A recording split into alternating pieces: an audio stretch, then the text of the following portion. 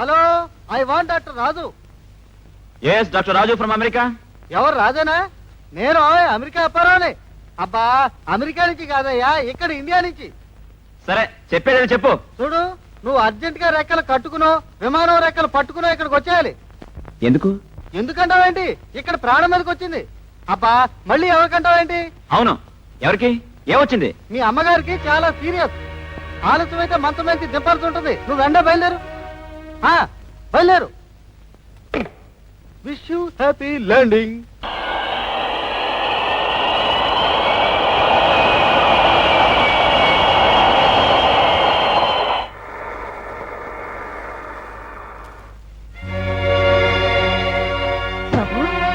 అమ్మా, ఎలా ఉన్నామ్మా? నీ ఆరోగ్యం ఎలా ఉంది? నీ కొంట్లో బాలేదని నన్ను అర్జెంటుగా బయలుదేరామని ఎవరు అప్పారా ఫోన్ చేశాడు? నేనే బాబు. అలా చెబితే గాని ఇలా రావని చిన్న అబద్ధం చెప్పాను అంతే. షడా, అడ్డమైన అబద్ధాలు చెప్పి నన్ను అవసరంగా కంగారు పెడతావా? ఏరా రాజు, బాగున్నావా? ప్రయాణం ఎలా జరిగింది? బాగా జరిగింది మాయ.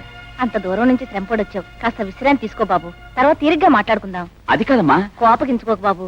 చాలా రోజుల తర్వాత సొంతూరు వచ్చావు. 4 రోజులు మాతో హాయిగా గడిపాయి కదా.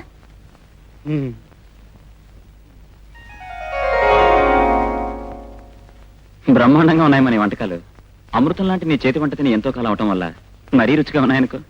ఒరే ఒరే, ఇవన్నీ మీ అమ్మ చేసిన ఏమిట్రా ఊరికే పొగిడేస్తున్నావు? వంట అమ్మ చేయలేదా? మరి అంత రుచిగా నువ్వు చేసావు బామ్మ?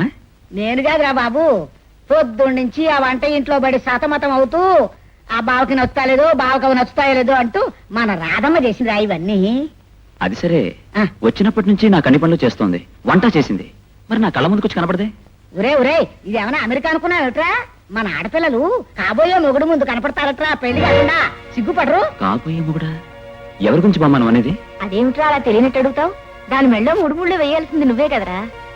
రాధని నేను పెళ్లి చేసుకోవాలా? అది జరగని పని. బాబు రాజు, అవే మాటలరా. అది పుట్టగానే ఇంటిలో 10 నీ పెళ్ళామని అన్నాం అనుకున్నాం. అది పెరుగుతూ ఉంటే ఊళ్ళో 10 మంది నా కోడలుగానే అనేవారు అనుకున్నారు. ఇప్పుడు నువ్వు ఇలా కాదంటే? అమ్మా, మా చిన్నతనంలో మీరందరూ అనుకున్నారని ఇప్పుడు తనని పెళ్లి చేసుకోవాలా? అందుకని చేసుకోక్కర్లేదు బాబు. అది పసితనం నుంచి నీ మీద ఆశలు పెంచుకుని నీకోసమే కళ్ళలు కట్టు, నీకోసమే బ్రతుకుతున్నట్టుకైనా చేసుకోవాలి. బామ్మ, చేదస్తు మాటలు చెప్పకండి. నేను తనని ఏ రోజు ఆశపడమని లేదు, కలలు కనమని లేదు. అయినా ఒక్క ముక్క కూడా ఇంగ్లీష్ అనే మనిషిని పెళ్లి చేసుకుని నేను అమెరికా లాంటి దేశంలో ఎలా కాపురం చేయగలను? నాకు ఈ పెళ్లి ఇష్టం లేదు. బాబు రాజు, నువ్వు అలా అనడం భావ్యం కాదురా. మీ నాన్నగారు పోయి మనం దిక్కులేని వాళ్ళం అయినప్పుడు మనకు ఆశ్రయం ఇచ్చి అన్నం పెట్టింది మీ మావయ్యేరా. నువ్వు తన అల్లుడు అవుతావనే ఆశతోనే డబ్బు కూడా చూడకుండా నిన్ను డాక్టర్ని చదివించాడు. తన అల్లుడు విదేశాలకి వెళ్ళొస్తే తన కూతురు పెద్ద హోదాలోనూ అంతస్తులోనూ బ్రతుకొచ్చునని వేలకు వేలు ఖర్చు పెట్టి నిన్నక్కడికి పంపించాడురా. ఏరు దాటాక తెప్ప తగలేసినట్టు, ఎత్తుకెక్కాక నిచ్చిన లాగేసినట్టు ఇప్పుడు తన కూతుర్ని చేసుకోనడం అన్యాయం బాబు, అన్యాయం. మావయ్య చేసిన సహాయానికి నీ చేతులెత్తి దండం పెడతాను. ఆయన చేసిన ఉపకారానికి ఆయన ఫోటో పెట్టుకుని రోజు పూజిస్తాను. అంతేకాని నా మనసును చంపుకుని బలవంతానా నాకిష్టమైన పెళ్లి నేను చేసుకోలేను. బాబు రాజు, నేను చెప్పేది విను బాబు. చెల్లెమ్మ, నీ కొడుకుని బలవంతాన ఒప్పించాలని ప్రయత్నించు. నేనంతా విన్నాను. అందుకే చెప్తున్నాను. నేను చేసిన సహాయానికి కృతజ్ఞతగాను నా రుణం తీర్చుకోవాలనే ఉద్దేశంతోనూ నా కూతురు మెడలో నీ కొడుకు తాళిగట్టడం నాకు ఇష్టం లేదు. దంపతులుగా కావలసింది అనురాగంతోనూ ప్రేమతోనే కాని ఎవరి మీదో విశ్వాసం కొద్దీ కృతజ్ఞత కొద్దీ కాదు. అన్నయ్య, అవునమ్మా, మీ వాడు చేసుకున్నంత మాత్రాన నా కూతురికి పెళ్లి కాకుండా పోదు. ఇంతకంటే ఎక్కువ చదువుకున్నవాణ్ణి, సంస్కారం ఉన్నవాణ్ణి ఎంతో తేలిగ్గా తేగలదు. కాకపోతే నా కూతురు మనసు కొంతకాలం తల్లడిల్లిపోవచ్చు, బాధపడవచ్చు. ఇష్టం లేని మనిషిని చేసుకోవటం కంటే కష్టమైనా సరే ఆ బాధని కొంతకాలం భరించడమే మంచిదమ్మా, భరించడమే మంచిది.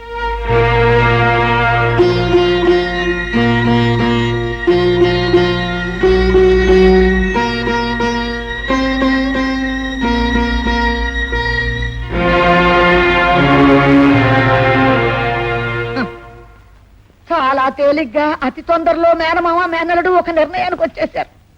కాకపోతే నా బావే నా మొగుడు, నా బావతోటే నా బ్రతుకు అని చెట్టుకి పుట్టకి చెప్పుకుంటూ గంతులేస్తూ తిరుగుతున్నా ఆ పిచ్చి దానికి నిజం తెలిస్తే.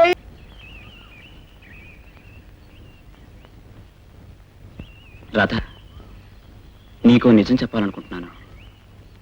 ఇంట్లో మన ఇద్దరి పెళ్లి గురించి నాతో మాట్లాడారు. నాకు తెలియకుండా కనీసం నా అభిప్రాయ నిర్ణయం నాకు చెప్పారు. నేను మాత్రం వాళ్ళతో నాకు ఈ పెళ్లి ఇష్టం లేదని చెప్పాను. పిల్లలు పుట్టగానే మొగుడు పెళ్ళామని నిర్ణయం చేసే పాత సాంప్రదాయం చేదస్తాలకి పెరిగిన మనం ఎదిగిన మనసులో బలైపోవడం నాకు ఇష్టం లేదు. నా నిర్ణయం నేను బాధ పెట్టచ్చు, కానీ బాధ ఎంతగా ఉన్నా ఈ నిజం బయట పెట్టక తప్పదు. బావా, నీ మనసులో ఉన్న విషయాన్ని చెప్పావు. నా మనసు ఉన్న మాటను అడుగుతాను, జవాబు చెప్తావా? అడుగురాదా, ఏమిటది? నీకు నన్ను చేసుకోవడం ఇష్టం లేదా? అసలు పెళ్లి చేసుకోవడం ఇష్టం లేదా? అలా అడిగితే ఏం చెప్పను?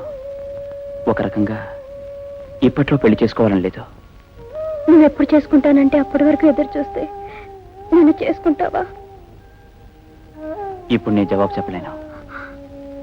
ఆలోచించు బావా, రేపు ఉదయానికైనా నువ్వు నాకు జవాబు చెప్పు.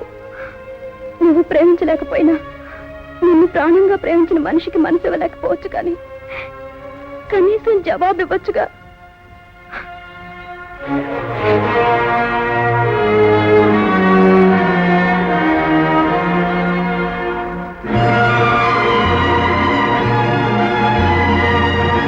అమ్మా పార్వతి, ఓ పార్వతి, అమ్మా పార్వతి, ఓ పార్వతి. ఏమిటత్తయ్య గారు, అయ్యో ఏమైందమ్మా? ఎరే రాజు, రాజుతో ఈ పెళ్లికి ఇష్టం లేదని చెప్పావా? అవును చెప్పాను. ఇంకే ఉంది, అందుకే కోపం పెరిగిపోయింది. ఆ పెట్టి నీ పాటిగా నువ్వో చూసుకుంటుందమ్మా. అయ్యో సమయానికి అబ్బాయి కూడా ఇంట్లో లేడు, నేనేం చేతున్నా? ఒరే మీరెవరైనా వెళ్ళి